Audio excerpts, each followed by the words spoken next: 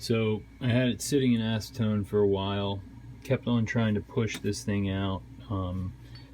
It was sticking up in here like this, and there was a little gap between the cylinder wall and this wall.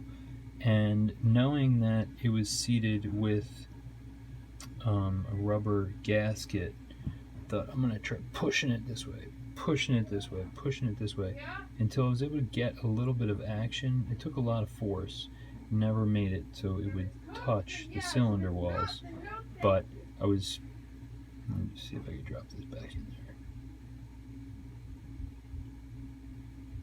So it was in there, and I would push it like that, push it like that, push it like that, you know, and just try to get some play in there.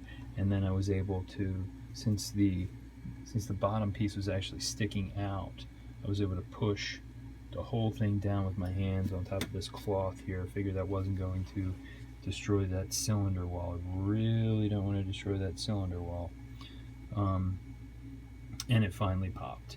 And now I can see that this is potentially the